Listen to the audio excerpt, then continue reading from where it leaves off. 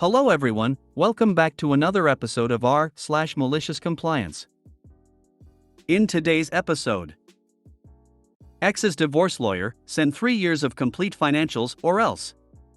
Me, as you wish. All orders must be connected within 3 days or escalate. Sure thing, boss. Friend's husband said to remove all passwords from anything internet related in the house. Before we get started, make sure to subscribe so you will never miss a video.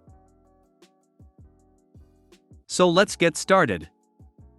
Ex's divorce lawyer, send 3 years of complete financials or else. Me, as you wish. This happened several years ago when my ex and I were going through a heated divorce/custody battle. While we were married, we had a couple of conversations about how rich people hide their assets to avoid paying taxes. I've never had enough assets to do this, but she somehow got the idea that I was and told her attorney that I was laundering money and hiding income. It was more likely the heat of the moment, as divorce/custody battles often come down to. I couldn't even afford my own attorney, so I represented myself. Her lawyer wasn't a total ass, but he clearly was out to get me, and he talked down to me like I didn't deserve to breathe the same air. One day, I get a letter in the mail from him requesting an updated income declarations form and 3 years of financials. It had a long-ass list of things to include. I own a communications tech company that was in super startup phase back then. Money was already tight. I was trying to get this business off the ground with no financing. I was finishing my MBA with scholarships and loans, so paying for copies and postage or driving this 30 miles to his office meant eating peanut butter and saltines for a week. So I called him to explain my situation. He all but called me a liar and didn't believe I couldn't afford it. I was put off by that, and I said this was taking time away from business I needed to handle. To which he replied, and I'll never forget this, well, according to your income declarations, you're not that busy. What do you do all day? He then said if he didn't get these documents, he would consider my previous filings as fraudulent, tell the judge, contact the DA, and also alert the state tax agency and IRS. Probably an empty threat, but I'm no lawyer.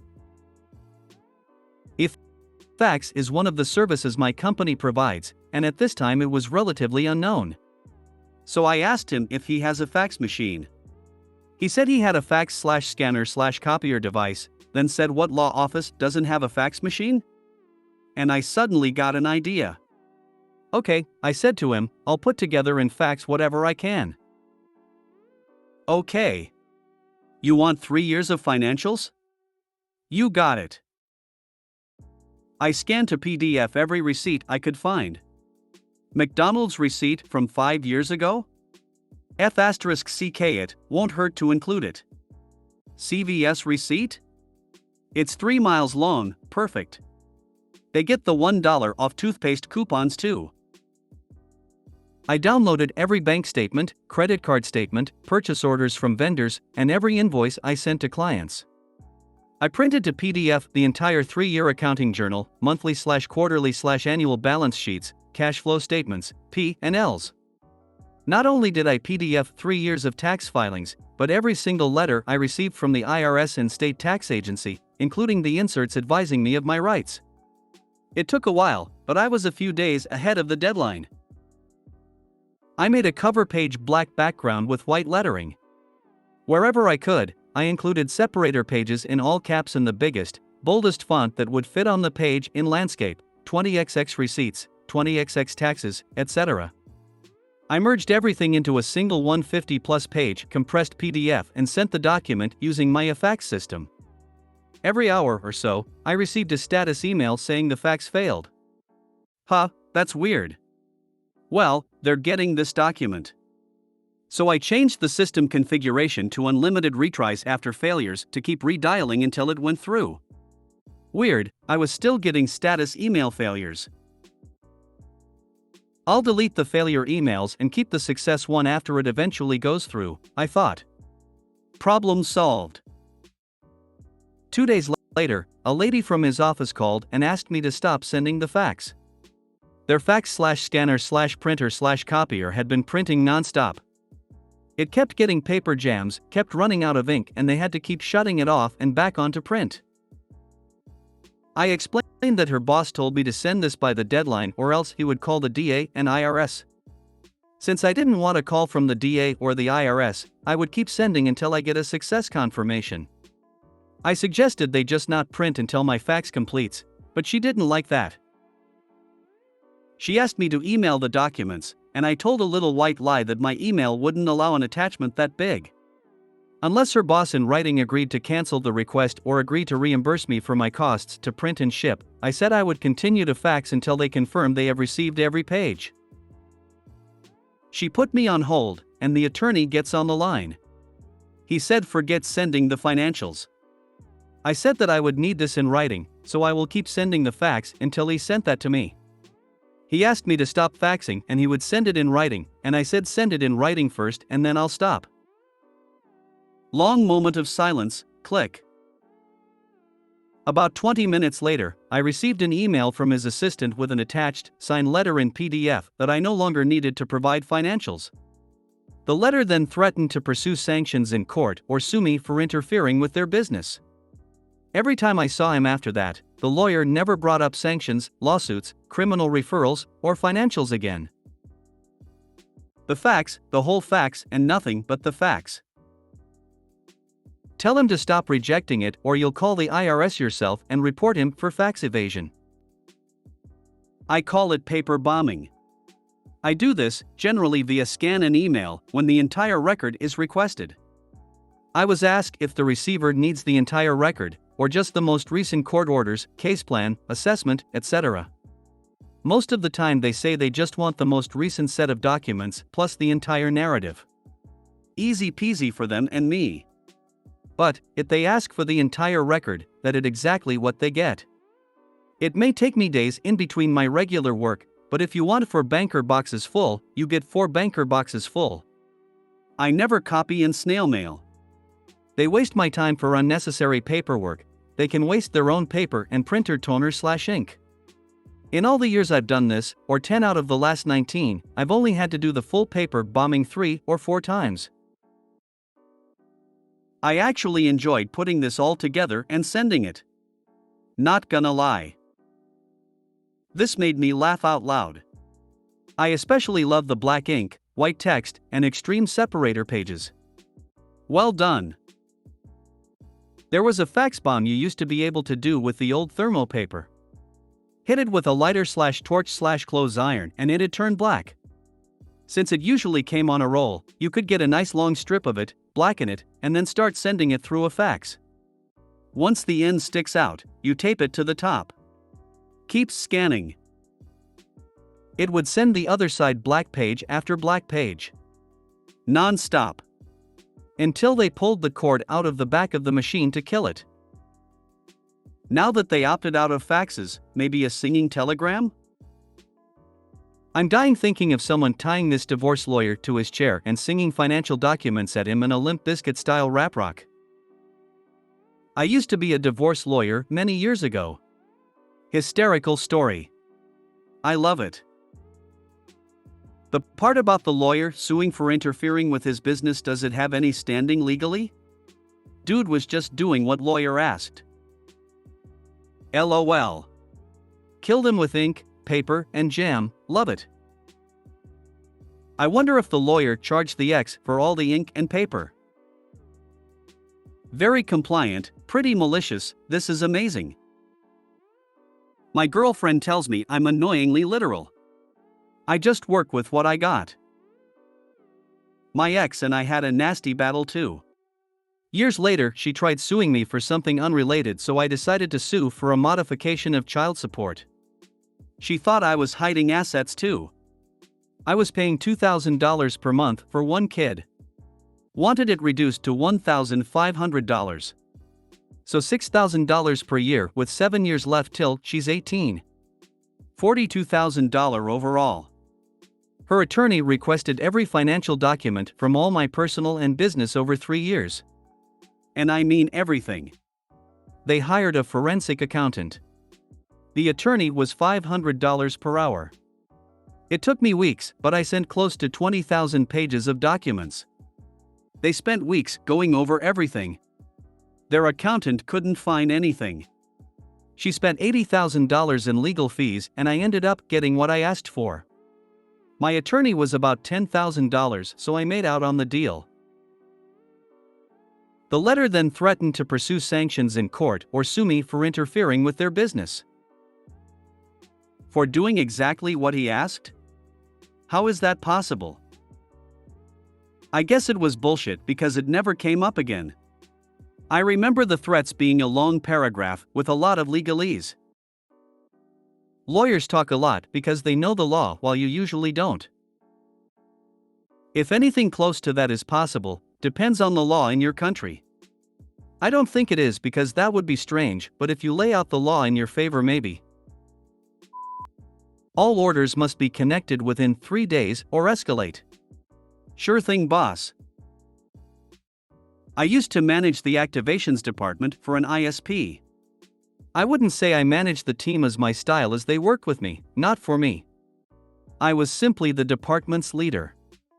For some context, the company had been growing for quite some time, but unfortunately not hiring enough staff to cover the growth.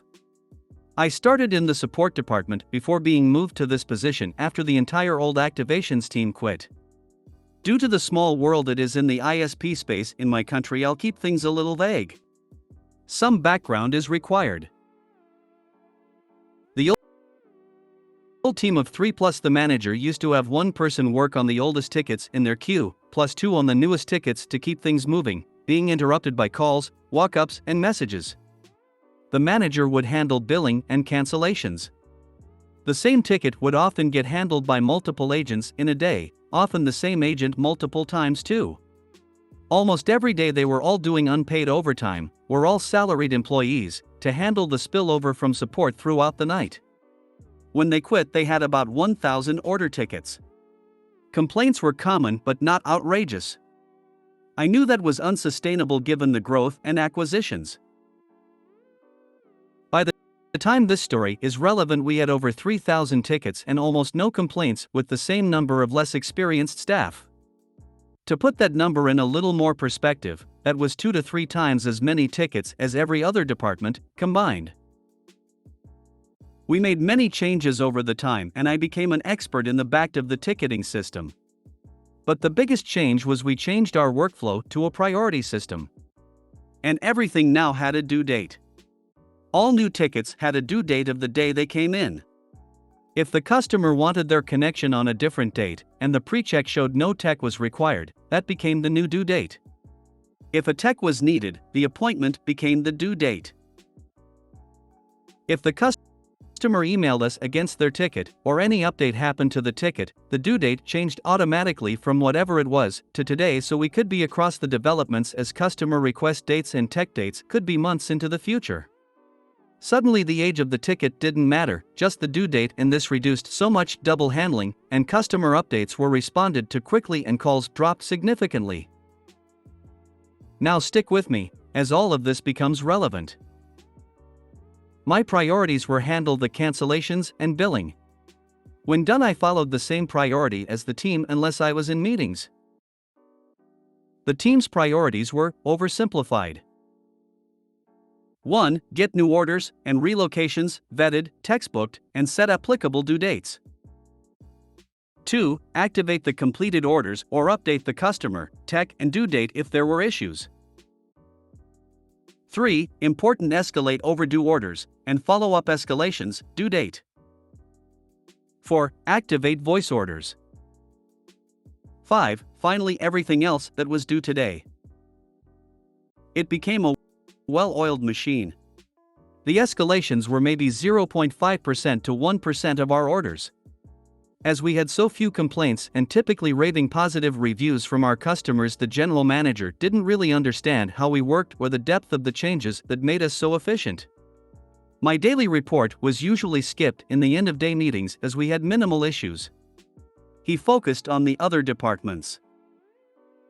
The way we worked now meant that tech issues or appointment issues were also escalated and resolved quickly as nothing slipped through the cracks anymore. The internet wholesaler worked really well with us as we set clear expectations with our customers, and we always had great data to back up the escalation process. Our most remote customers who had to wait long times for techs completely understood. Usually a tech was taking a charted bush flight out there followed by some off-road driving to get to the customer, so get a satellite internet connection installed. These customers were often hundreds of kms from the nearest town and understood the logistics that would be involved and the waiting periods.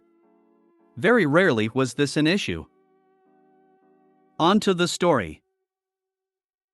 Now, while we had so many orders coming in, we had just as many, usually more some days, customers canceling their services, largely due to the long support wait times or poor quality support response emails.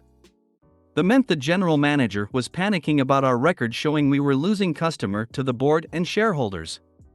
In front of everyone he had a massive yelling fit directed at me about the company's negative growth, and this was my fault and I need to have every customer connected within 3 days or else we escalate it. We have too many orders not connected. No more excuses from the wholesaler. Did I mention they were great and moved heaven and earth for us? Escalating these and getting them connected was our number one priority. Follow them up daily. He's had enough of my team slacking off, etc. Everyone's jaws around me dropped. They knew we weren't perfect, but we were the smoothest running department in the company. I saw red and took a breath.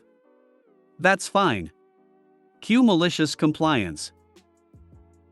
After that public dressing down, I immediately sent him an email confirming what he just said. I got it back in writing. Techs take longer than 3 days. Those orders and escalations become our number one priority. He didn't say business days. So I sat with my team and informed them that our ticket queue is going to be in a world of hurt, but we need to make it clear to him that he doesn't understand how we work, what we do, and that the way he spoke about us was inappropriate. They are not to stress about the numbers, they are not to do unpaid overtime. I don't care that they are on a salary. Salary accounts for reasonable overtime, and this is not reasonable. They are to end work when their shift ends. Do not accept time off in lieu. Only accept paid overtime. I will take the fallout. They aren't paid to be stressed. Most days we have to work on about 300 tickets total. And today was a Friday. Customer not getting connected until Tuesday. Well, that's 4 days. Escalate. Customer's roads impassable due to flood, so tech has to wait for dry weather. Too bad. Escalate. We escalated about 50 new orders that day. Which meant Monday we had the usual weekend and Monday orders plus those 50. That day over 100 new orders were escalated, plus the 50 followed up. So our queue reflected we had about 450 tickets due. Less than a third of the new connections got connected even though a tech wasn't needed. Next day the same thing, except only a handful of orders got connected. Now we had 600 tickets overdue.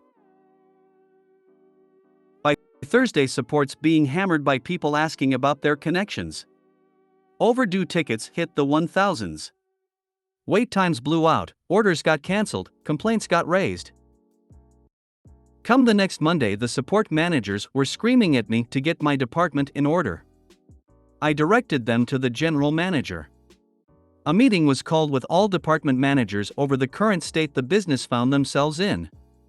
When I was asked what was going on, I simply pointed to the email, referenced the dressing down my team got, and informed him I was simply following orders.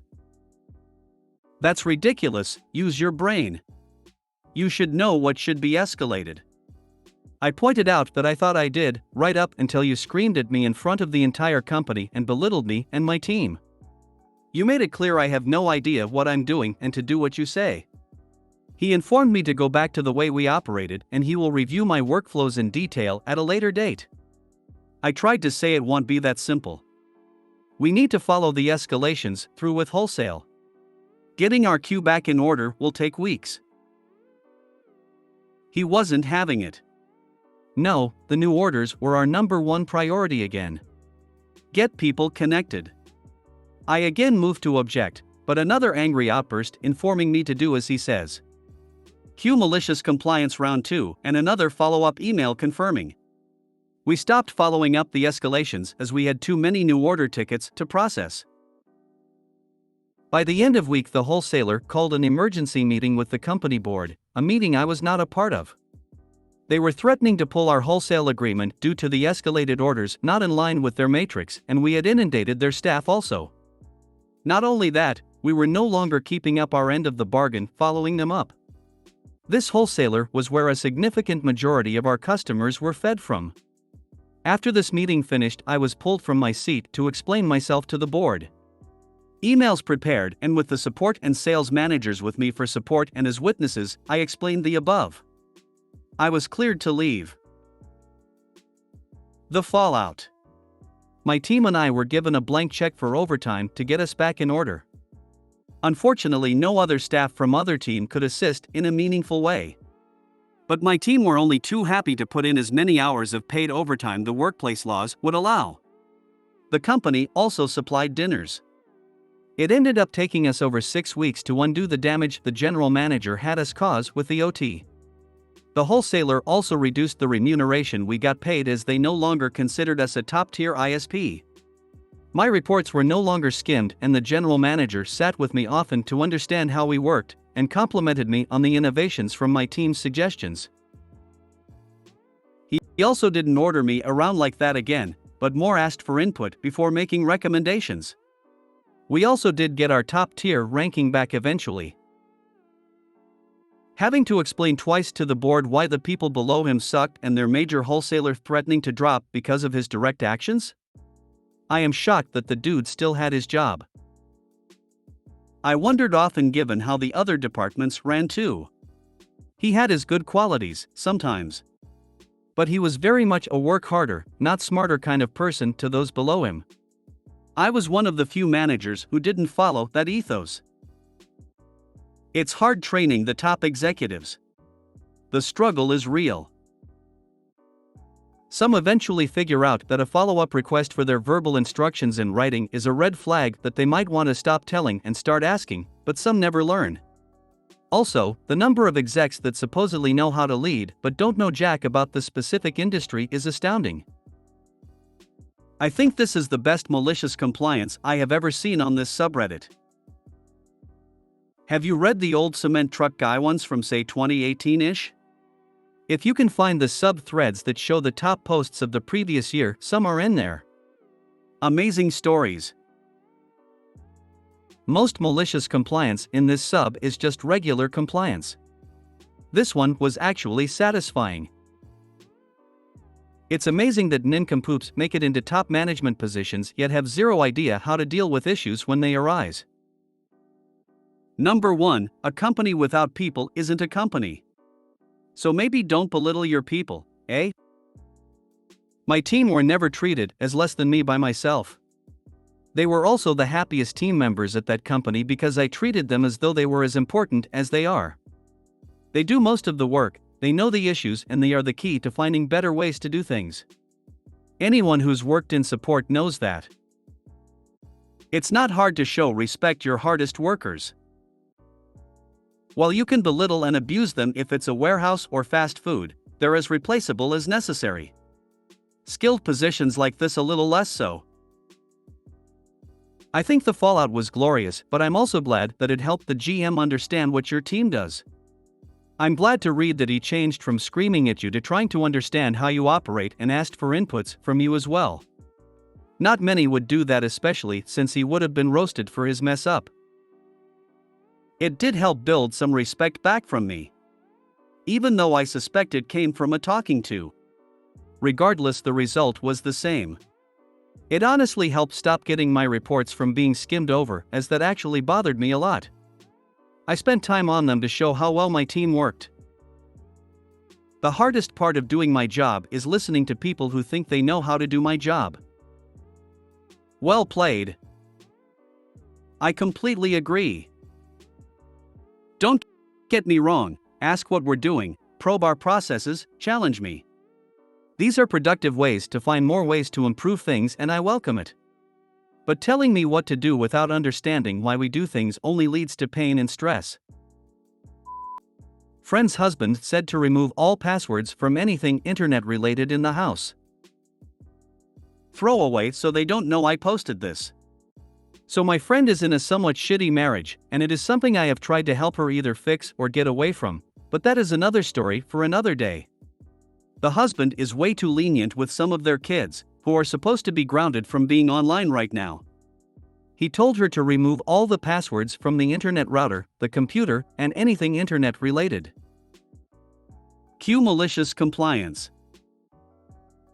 She did do as he said, exactly. She took the iPads of the younger two kids, 5 and 7, and removed the passwords for purchases, which is tied to his credit card he uses daily for work. These two kids love in-app purchases, especially on Roblox. After removing the passwords, she told the kids to have at it. I am at their house now and he just came out and is asking about Apple charges on his card. It is currently up to $600. I absolutely love this. Sounds super healthy. It's a toxic relationship that is very stressful. I have done everything I can to help, but in the end everyone makes their own choices. The only party that took a W out of this situation was Roblox and Apple Incorporated. So, free Wi-Fi for the neighbors? Also lack of any local network privacy, which is bad. You know, smart people learn how things work before they tell people what to do with the things.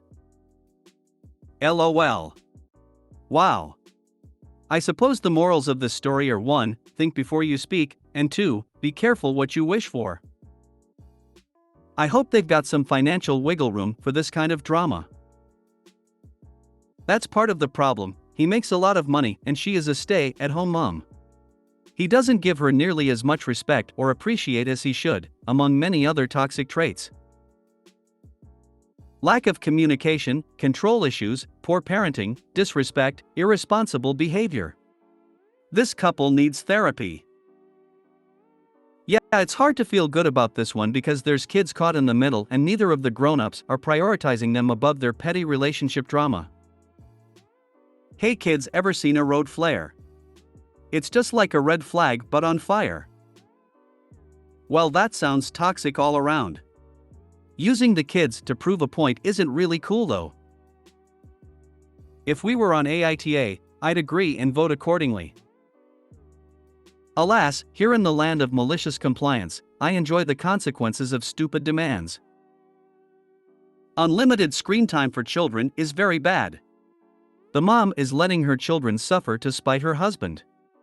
This is such a sad story, people get so blinded by their hatred. She doesn't work and they are out all day and afternoon doing a lot of stuff. He makes a lot of money so she does nothing but spoil and spend time with the kids all day. They get most of their screen time at night, after spending most of the day swimming, shopping, and running errands with mom. If you made it to the end of the video, thanks for watching. Don't forget to like, subscribe and share, and we will see you in the next video.